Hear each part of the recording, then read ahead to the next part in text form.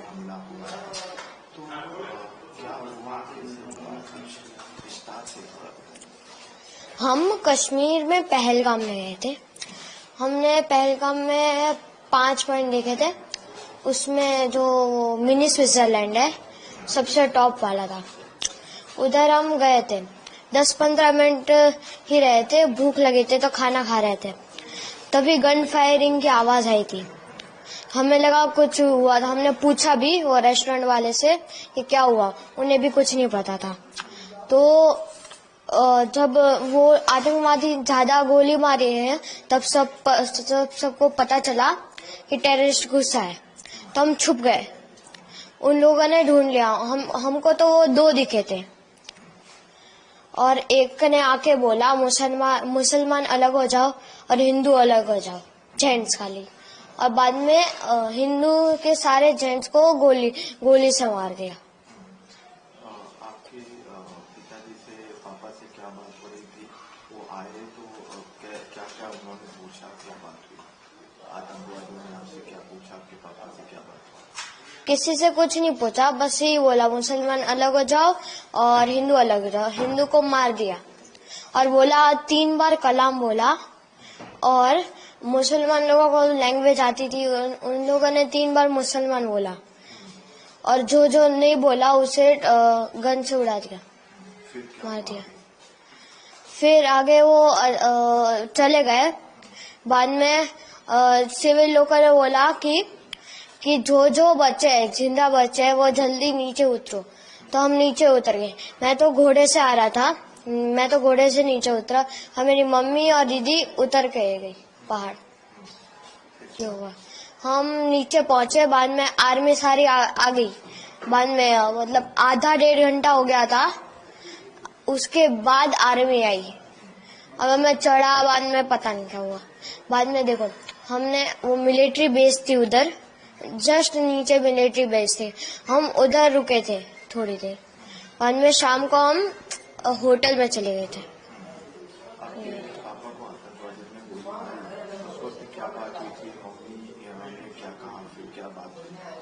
कुछ बात नहीं हुई, मतलब वो बोलने ही नहीं देते। अगर बोलेंगे कुछ तो गन से उड़ा देंगे हमारे में।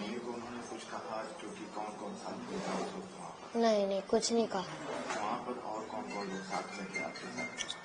टोटल तो 20-30 लोग थे, मतलब जेंट्स में, मतलब हिंदू 20-30 तो उन्हें उड़ा दिया। देखो, मैं, मम्मी मेरी, उसके आगे मेरे पापा, उसके आगे मेरी दीदी, और मैं 2 लोग के स्किप करके मैं था। जब पापा को गोली लगे मैं था ही, मतलब मुझे दिखा ही नहीं।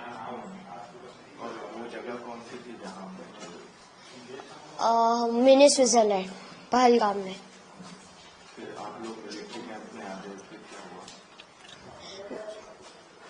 आतंकवादी कौन से कपड़े पहने थे, कैसे दिखे?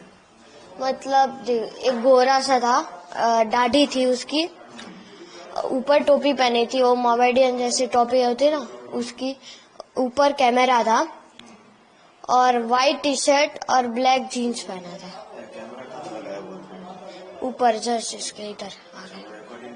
हाँ, वो पता नहीं रिकॉर्डिंग कर रहे थे कि नहीं, पर हमें तो 2 दिखे थे, पर बाकी पता नहीं, 2 ही दिखे थे हमें तो। फिर वहाँ पर अफरा तफरी का माहौल हो गया था, कैसे, कितने लोग थे वहाँ पर? सबको गोलियां मारी थी या फिर? सबको नहीं, लेडीज और बच्चों को छोड़ के सबको गोली मारी थी और बाद में हम भाग गए।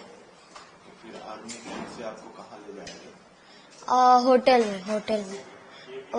में मतलब आर्मी जो वो कौन सा था, पुलिस होता है ना, पुलिस स्टेशन, वो उधर वो रूम्स थे, उधर आए, पुलिस हेडक्वार्टर।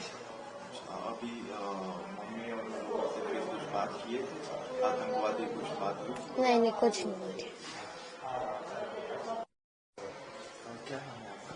मेरा नाम शीतल कलथिया है। जी शीतल जी, अभी जिस तरीके से आतंकवादी घटना हुआ, उस घटना में आपकी बेटे की मृत्यु हुई है, कैसे आप जम्मू कश्मीर के क्या प्लानिंग थी और पूरी घटना कैसे हुई? हम 18 को निकले थे मॉर्निंग में जम्मू के लिए मुंबई से। वहाँ पे हमने 3 नाइट श्रीनगर में की और ये पहलगाम के लिए हम जब निकले, सुबह निकले श्रीनगर से और दोपहर में 12, साढ़े 12, 1 बजे तक पहुँच गए।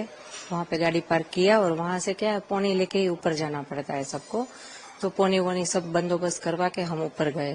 मतलब 2-2:30 बज गए हो गए ऊपर पहुंचे तो फिर वहां जाके थोड़ा रेस्ट किया। मतलब 5-10 मिनट हुए थे हम वहां पहुंचे ऊपर और बच्चे को भूख लगी थी तो कुछ नाश्ता वास्ता करने बैठे, इतने में फायरिंग की आवाज आई तो हमने सब तरफ देखा पर कुछ दिखा नहीं। तो हमने शॉप वाले से पूछा कि आवाज कैसी है, वो लोग भी डर गए कि मैडम पता नहीं, हमने भी आज पहली बार सुनी है। और इतनी देर में फिर से वापस वो फायरिंग की आवाज आई तो सबको लगा कि नहीं कुछ तो गलत है, तो सब अपनी जान बचा के इधर उधर छिपने के लिए भागे, पर कहीं छिपने की जगह थी ही नहीं क्योंकि पूरा तो बाउंड्री किया हुआ था, तो कहाँ कोई भागे कहाँ कोई छिपे। और इतने में सडनली वो हमारे सामने आके खड़ा हो गया। जो हम इस तरफ झुक के जहाँ पे थे हमारे सामने तो एक था, बाकी कहीं भी हर जगह सबको घेर लिया था उसने। हमारे सामने जो एक बंदा था उसने ये बोला हिंदू एक तरफ हो जाओ, मुसलमान एक तरफ हो जाओ। फिर उसने बोला कलाम, तो जो मुसलमान थे उसने बोला कि मुस्लिम, फिर उसने बोला कलाम, फिर मुस्लिम, फिर कलाम, फिर मुस्लिम। जो उनका होगा कुछ हमें तो वो पता नहीं था क्योंकि मेरे बाजू में जो लेडी थी वो मुस्लिम थी तो मैं सुन रही थी। जैसे ही वो आतंकवादी कलाम बोलता है ना तो जो मुसलमान होते हैं वो लोग बोलते हैं मुसलमान। तो वो उसने पूछा, हिंदू को एक तरफ किया और जो भी हिंदू भाई थे सबको शूट कर दिया। तो ये जब ये लोग आए तो इन लोगों ने इनके हाथ में क्या क्या था, ये कैसे थे? जो मेरे सामने जो बंदा खड़ा था मतलब पूरा इतनी लंबी हाइट थी और उसने ग्रीन कलर का पहना था पूरा वो टॉप, वो पैजामा वगैरह पहनते हैं ना, वो कुर्ता और पैजामा वो उसने पहना था। ऊपर वो जो नमाज पढ़ने के टाइम जो कैप पहनते हैं वैसी कैप पहनी थी, इतनी लंबी दाढ़ी थी, गोरा लंबा पतला था। और वो AK-47 क्या वो लंबी वाली जो गन होती है 2 फुट लंबी, मतलब और गन के आगे कैमरा था एक, तो ऐसे एकदम आसानी से शूट करके चलाए गए। तो उसने जो सबको गोली मारी सबके पास जाके मारी? हाँ, मतलब जैसे कि ये कैमरामैन यहाँ पे और हम इधर बैठे हैं छिपके, वो हमारे सामने था। हिंदू मुसलमान को अलग किया और जो हिंदू भाई थे सबको वहीं खड़े खड़े सबको गोली मार दी। हम सब आसपास ही थे, ज्यादा दूर नहीं थे, सब मतलब एक टच में ही थे। एक दूसरे का हाथ पकड़ के सब हम डर के नीचे बैठे थे कि हमें कोई लेना देना नहीं है, किसी की जानहानि ना हो, इस डर से हम लोग सब नीचे बैठे थे। फिर भी उसने किसी को नहीं बख्शा। तो उसने देख लिया था कि आप लोग छुप गए? हाँ, नहीं सभी छुपना मतलब ये जैसे कि बाउंड्री है वो भी जाली ही थी, बाउंड्री में और कुछ था भी नहीं, वो नेट वाली जो बाउंड्री होती है वही थी।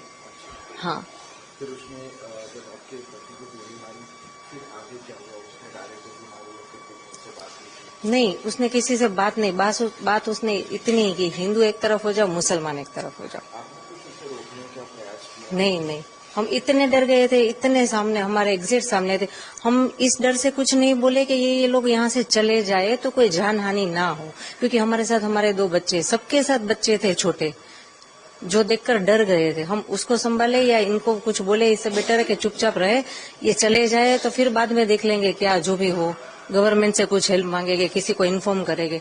पर उसने कुछ मौका दिया ही नहीं, जैसे ही आया सामने बस हिंदू मुसलमान को अलग किया और शूट कर दिया और खड़ा रहा वहां पे जब तक ये लोग तड़प तड़प के मरे। तो ये जब उसने गोली मारी उसके बाद जैसा आपने बताया कि मुस्कुरा भी रहा था, हाँ वो देख रहा था, तो हाँ, कितने लोगों के मरने का वेट किया? हमारे साथ जो भी जेंट्स है आई थिंक 6 to 7 थे ही, सबको उसने गोली मारी और उसने इतनी नजदीक से गोली मारी ना, मतलब 2 से 3 मिनट में सब खत्म। हमारे सामने ही, जैसे कि मेरे हस्बैंड का सर मेरे गोद में था, मेरे पीछे मेरी बेटी, उसके पीछे मेरा बेटा, ऐसे हम बैठे थे। मैं भी कुछ नहीं कर सकी, कुछ नहीं। जो हिले उसको भी वो गोली मारने का बोला था, वो किसी को हिलना भी नहीं है। उसने महिलाओं को, बच्चों को? हाँ, नहीं मारा, बच्चे जो छोटे थे नहीं मारा, जो बड़े थे यंग हुए उसको मारा और बाकी के ओल्ड एज है तो उसको भी मार दिया। फिर वो किस तरफ गया? वो कुछ पता, उसने सबको हेड डाउन का मतलब सबके सर नीचे करके, तो मेरे 2 बच्चे थे, मेरे हस्बैंड के सर मेरे गोद में था तो हम ऐसे करके चुप के बैठ गए थे नीचे देख के कि चाहे वो कुछ भी हमें कुछ ना करे। अब कितना भयावह दृश्य था। बहुत बहुत मतलब अब तक मूवी में देखा था, रियल में ये जब देखा तब पता चलता है कि ये मुझे प्रॉब्लम मतलब ताज्जुब इस बात का है कि इतने सारे टूरिस्ट, वहां पे एक बंदा आर्मी या पुलिस का कोई नहीं था। तो अभी जो है जिस तरीके से पूरी घटना बनी है और पूरी प्रक्रिया हुई तो इसमें इन्वॉल्वमेंट आया है कि पाकिस्तान और वहाँ के लोग भी involved हैं। तो इन लोगों के लिए क्या कहेंगे आप, कैसी कार्रवाई चाहते हैं आप? नहीं वो लोग, मुझे ये लग रहा है कि जैसे वो हिंदू मुसलमान की बात कर रहे हैं, हिंदू मुसलमान जैसा कुछ है नहीं कश्मीर में, सभी लोग बहुत अच्छे। मतलब जो हम जिसके कैब में घूम रहे थे वो भैया भी मुस्लिम थे, जिस होटल में रुके थे वो भी मुस्लिम थे, वहां पे ऐसा कोई माहौल नहीं है। तो ये जो पाकिस्तानी है ना, वो ये बोल बोल के शायद वो झगड़ा करवाना चाहते हैं और अपना फायदा निकालना चाहते हैं। पाकिस्तान में ये था तो आतंकवादी ही जैसा। पाकिस्तान पर क्या कार्रवाई चाहते हैं आप? ऐसे देश जो लगातार ऐसे आतंकवाद फैला रहा है। देखो वो तो गवर्नमेंट को हमसे ज्यादा पता है, पर मेरा तो इतना मानना है कि ये जो टूरिस्ट प्लेस पर आज हुआ, जहां हम गए, वहां पे अच्छे से सिक्योरिटी बिठा दीजिए या तो वो प्लेस बंद कर दीजिए ताकि कोई जाए ना, किसी की जान हानि ना हो।